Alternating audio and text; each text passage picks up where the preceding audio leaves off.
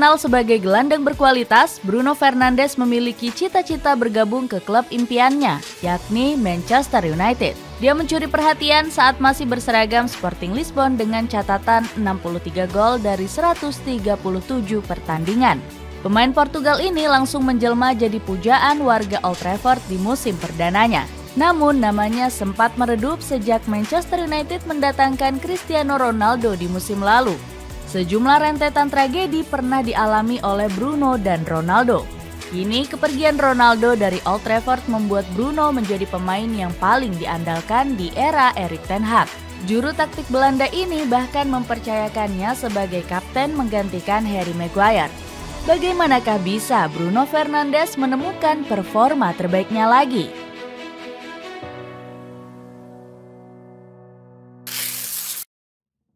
Bergabung dengan klub impian.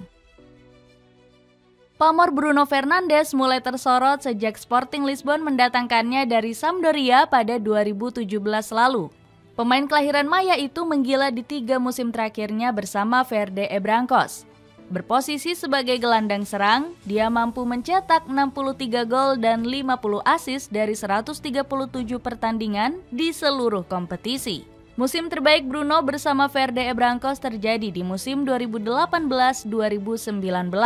Saat itu dia berhasil menciptakan duet mengerikan bersama Raphinha di lini tengah. Keduanya berhasil membawa Sporting juara Liga Portugal dan Piala Portugal di musim itu. Carlos Carvalhal, mantan pelatih Sporting itu menyebut kualitas Bruno setara dengan legenda Chelsea, Frank Lampard. Bruno adalah pemain terbaik di Liga. Dia adalah pemain yang lengkap. Jika Anda meminta saya untuk membandingkan Bruno dengan pemain lain, saya akan mengatakan Frank Lampard. Kehebatan Bruno membuatnya jadi sasaran klub-klub besar di benua Eropa. Tercatat ada Manchester United, Tottenham Hotspur, hingga Liverpool yang berminat membayarnya. Pelatih Sporting, Marcel Keizer, angkat bicara saat mendengar anak asuhnya diincar banyak klub besar. Pelatih asal Belanda itu berharap Bruno tetap bertahan di Sporting Lisbon. Kami akan melihat apakah dia bisa bertahan atau tidak. Tetapi saya berharap dia tetap di sini. Sama seperti pemain dan orang-orang di klub yang masih membutuhkan perannya, ungkap Keizer. CEO klub Frederico Varandas juga menyayangi pria Portugal itu. Varandas tak akan melepas pemainnya begitu saja ke klub lain, kecuali dengan harga yang mahal. Saya tidak mengetahui apakah ada banyak atau sedikit klub yang tertarik dengannya. Namun saya memastikan dirinya tak akan meninggalkan klub di harga 55 ataupun 62 juta euro, pungkasnya. Setelah proses negosiasi panjang, akhirnya Manchester United berhasil meluluhkan manajemen Sporting Lisbon. Bruno Fernandes didatangkan pada tahun 2020 dengan mahar sebesar 65 juta euro. Keberhasilan dari negosiasi ini tak lepas dari peran pelatih Manchester United saat itu, Ole Gunnar Solskjaer. Ole turun tangan langsung dengan rela terbang ke Portugal untuk memantau Bruno sebelum memboyongnya ke Inggris. Sebelum hijrah ke Old Trafford, Bruno hampir saja bergabung ke Tottenham Hotspur. Frederico Varandas mengaku dapat tawaran dari skuad The Lily-Whites untuk memboyong sang bintang. Tawaran Spurs langsung ditolak secara sepihak oleh manajemen. Mendengar hal itu, Bruno langsung mengamuk dan kesal atas perlakuan petinggi klub. Presiden Sporting menemui saya, tapi dia datang di hari yang salah. Itu adalah hari setelah mereka memutuskan untuk menolak tawaran dari Tottenham. Dan saya sangat marah. Untungnya pelatih Marcel Keizer ada pada waktu yang tepat. Dia mengerti saya ingin pergi. Itu adalah tawaran gaji yang besar. Itu adalah impian saya untuk bermain di Liga Primer, ucap Bruno.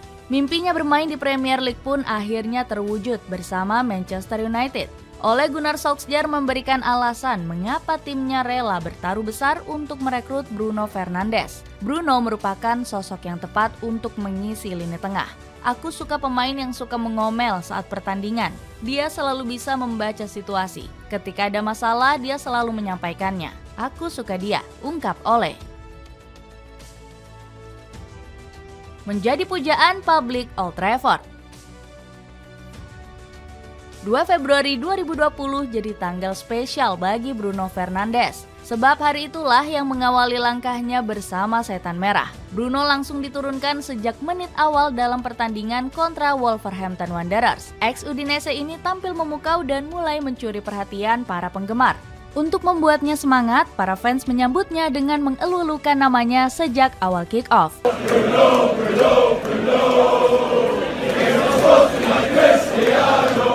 Bruno menunjukkan passion yang tinggi di lapangan seolah sudah lama membela Setan Merah. Dia mencatatkan 111 sentuhan dan 88 operan, menjadi yang terbanyak dari semua pemain Red Devils pada pertandingan itu. Gelandang Portugal ini juga memenangkan bola sebanyak 6 kali, 3 kali clearance, dan 3 kali melakukan shoot on target. Performa apiknya mendapatkan pujian dari sang pelatih Ole Gunnar Solskjaer. Dia sudah memberi pengaruh pada sikap dan senyumnya, kata Ole. Pendapat serupa disampaikan oleh Gary Neville. Legenda Setan Merah itu menyebut Bruno seperti Joan Sebastian Veron. Di babak pertama dia berada di peran nomor 10 dan dia sedikit mengingatkan saya pada apa yang dilakukan Joan Sebastian Veron ketika pertama kali datang ke Manchester United. Meski begitu, ia masih berupaya untuk menyesuaikan diri bermain di Liga Inggris. Bruno gagal membawa Manchester United menang di laga itu karena laga berakhir imbang tanpa gol. Setelah melakoni debut manis melawan Wolverhampton, Bruno Fernandes langsung tampil konsisten bersama Setan Merah. Dia menjelma sebagai jantung serangan Manchester United. Ole Gunnar Solskjaer langsung menjadikan Bruno sebagai pusat dari permainannya. Alur serangan Setan Merah selalu dimulai dari kaki pemain kelahiran 1994. Mantan pemain Sporting Lisbon ini juga mampu menjadi kreator utama di lini tengah The Red Devils. Bahkan, sosoknya mampu menutup performa inkonsisten dari Paul Pogba yang dibeli MU dari Juventus dengan harga lebih mahal. Secara statistik, Bruno juga tampil impresif dengan mencatat 8 gol dan 7 assist di Liga Inggris. Padahal dirinya baru didatangkan pada bursa transfer musim dingin. Manchester United berhasil finish di peringkat ketiga pada akhir musim. Raihan ini berhasil membawa Setan Merah kembali ke Liga Champions Eropa. Bruno datang dan bermain fantastis. Dirinya membawa mentalitas pemenang ke dalam klub. Baginya, tampil 99% belum cukup bagus. Tampil 100% adalah sebuah hal yang wajib dilakukan, kata Solskjaer. Dengan penampilan impresifnya, Bruno berhasil menyabet penghargaan pemain terbaik Manchester United tahun 2019-2020. Dirinya berhasil mengalahkan Marcus Rashford dan Anthony Martial sebagai kandidat lainnya. Tentu saja Anda ingin memenangkan sebuah trofi untuk tim, klub, penggemar. Tapi jelas, saya senang mendapat penghargaan individu, ujar Bruno. Penampilan sensasionalnya di musim tersebut menghadirkan sejumlah pujian. Roy Keane memprediksi pemain Portugal ini akan punya peran vital untuk masa depan Manchester United. Bruno mengangkat performa semua pemain di klub. Dirinya terlihat seperti sudah bermain di sana selama 20 tahun. Kualitasnya benar-benar luar biasa. Bruno bakal menjadi pemain penting dalam beberapa tahun ke depan, ujar Keane. Bruno Fernandes semakin bersinar di musim keduanya berseragam Setan Merah. Sepanjang musim, dia mencatat 28 gol dan 17 assist dari 58 penampilan, mengantarkan Manchester United melaju ke final Europa League serta peringkat kedua Liga Inggris. Performa inkonsisten di musim berikutnya. Euforia gelandang serang yang saat itu bernomor punggung 18 sempat meredup. Performanya menukik tajam di musim ketiganya pada 2021-2022. Cenderung inkonsisten sehingga berdampak buruk pada performa Manchester United. The Red Devils mengakhiri musim dengan finish di peringkat ke-6. Skuad asuhan Ole Gunnar Solskjaer gagal mendapat tiket untuk bermain di Liga Champions. Selain itu, Setan Merah juga tidak meraih satupun trofi di musim tersebut. Raihan ini membuat Manchester United masih menderita puasa gelar sejak tahun 2017. Kondisi klub juga berantakan, di mana dalam semusim ada 3 pelatih yang menangani skuad. Ole dipecat pada 21 November.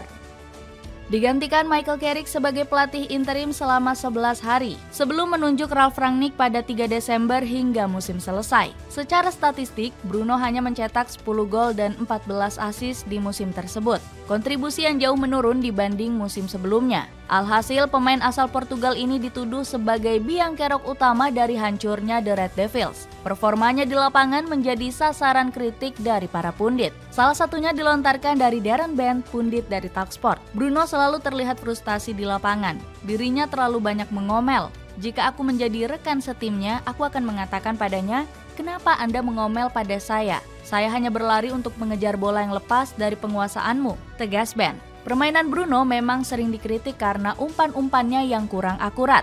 Dirinya sering membuat penguasaan bola setan merah lepas begitu saja. Selain itu, Bruno juga sempat mempertimbangkan untuk hengkang dari Manchester United. Pemain asal Portugal ini sangat kecewa dengan performa The Red Devils di musim tersebut. Si Magnifico, begitu julukannya, mengaku bimbang dengan masa depan setan merah. Dirinya merasa Manchester United tidak punya rencana jelas untuk jadi lebih baik. Tahun lalu saya berbicara dengan manajemen ketika semua tahu bahwa Ralf Rangnick tidak akan menjabat sebagai pelatih lagi. Mengetahui hal tersebut, saya bertanya, apakah klub ini punya rencana di masa depan? Tegas Bruno. Namun, Bruno batal hengkang setelah mengetahui klub akan menunjuk Erik ten Hag sebagai pelatih baru. Pemain asal Portugal ini kemudian menandatangani kontrak baru hingga 2026.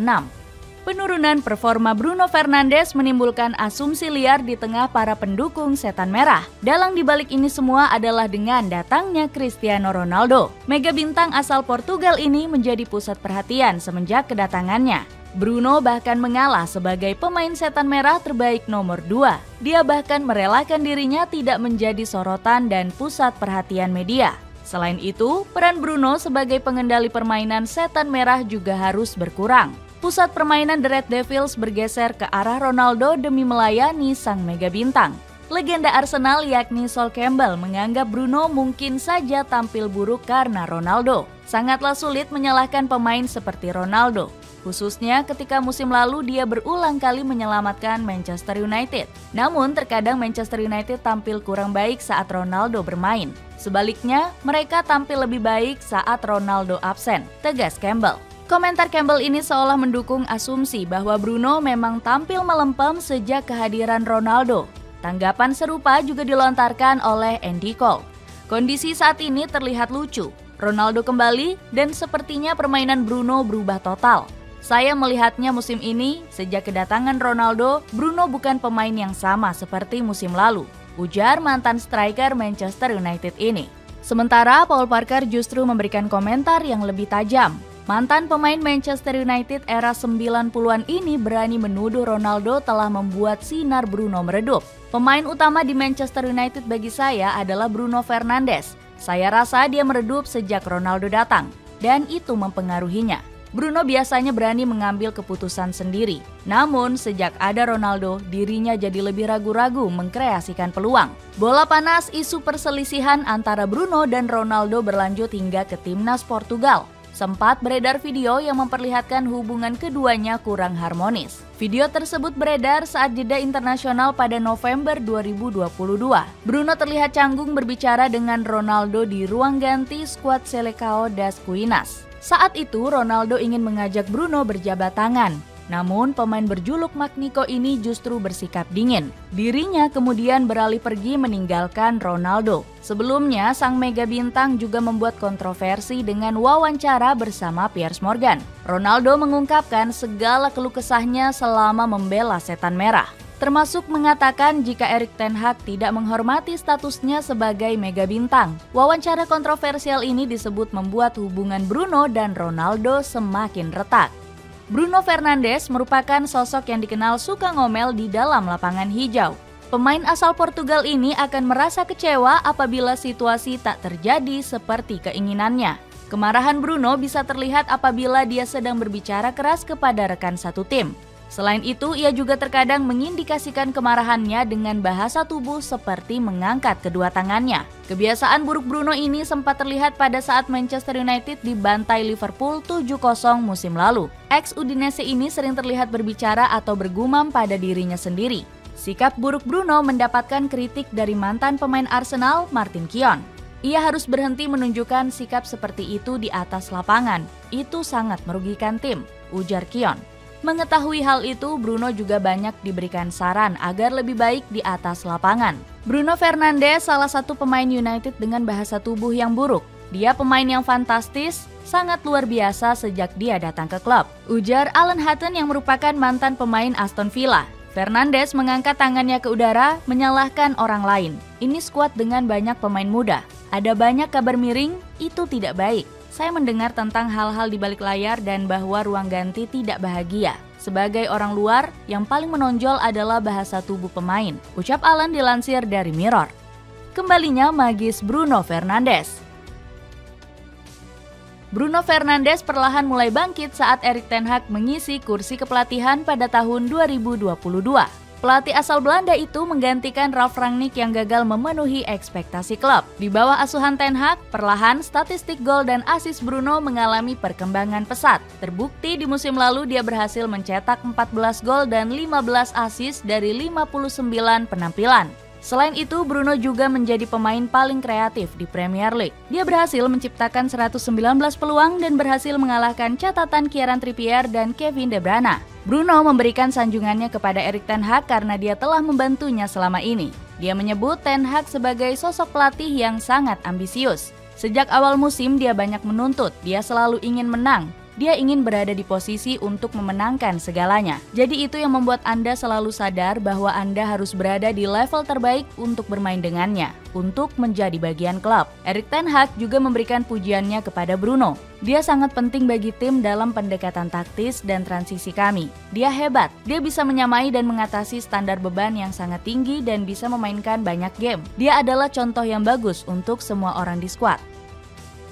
Performa apik Bruno Fernandes di era Erik ten Hag berhasil menghadiahkan kejayaan bagi Manchester United. Di musim lalu, ia berhasil membawa skuad Setan Merah menjuarai Carabao Cup.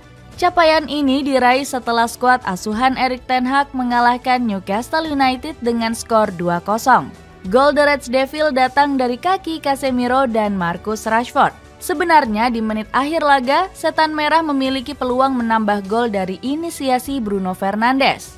Sayang, pemain Portugal ini lebih memilih untuk menendang bola.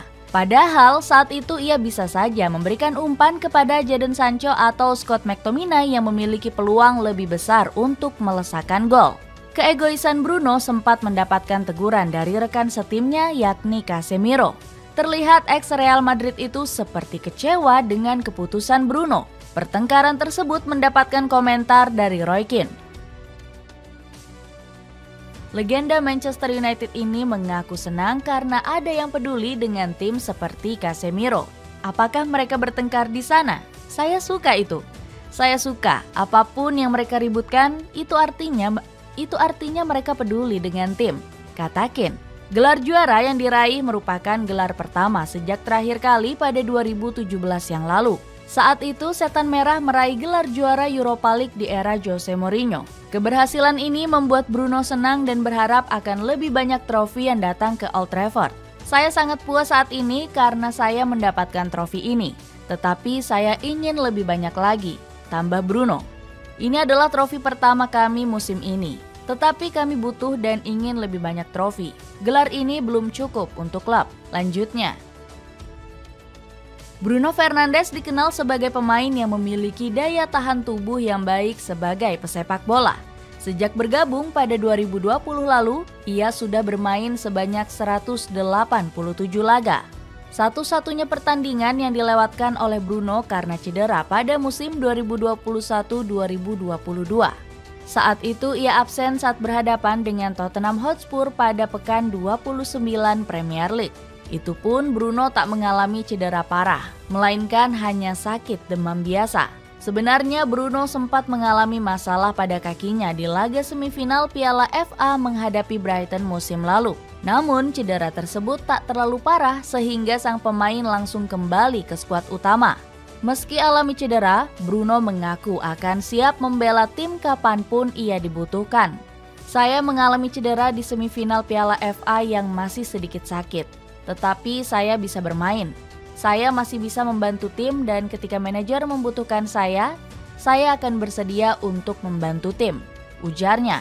Dengan segudang pengalaman yang dimiliki Bruno, Erik ten Hag pun melantiknya sebagai kapten baru Manchester United. Bruno menggantikan posisi Harry Maguire yang resmi dicopot dari ban kapten. Ten Hag tahu betul dengan kualitas yang dimiliki oleh Bruno Fernandes.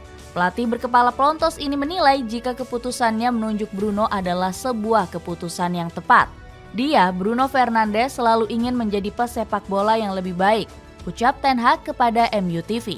Tak cuma memuji performa Bruno, Ten Hag juga memuji Bruno sebagai pemain teladan. Kerja kerasnya dianggap bisa memimpin para pemain di atas lapangan. Dia selalu bekerja keras agar bisa mengeluarkan performa terbaiknya. Bruno selalu jadi cerminan bagi para pemain kami. Bruno juga menjadi penghubung sosial di antara kami. Ia juga punya kemampuan membaca pertandingan dengan baik. Jadi, bagi manajer selalu menyenangkan memiliki perantara sepertinya di atas lapangan. Ten Hag menambahkan jika Bruno tidak bisa memimpin Setan Merah seorang diri, dia membutuhkan sosok pemimpin lain di dalam skuad agar bisa tampil lebih padu. Kami membutuhkan lebih banyak pemimpin agar tim ini memiliki ikatan yang kuat. Selain itu, pemimpin-pemimpin ini bisa mengarahkan tim ini ke arah yang tepat, ucap Ten Hag. Bruno sendiri merasa terhormat bisa ditunjuk sebagai kapten baru Manchester United. Dia percaya dengan proyek besar yang dijalankan Setan Merah bersama Erik ten Hag. Bruno berharap jika kepemimpinannya bisa berdampak bagus dan bisa memberikan kesuksesan.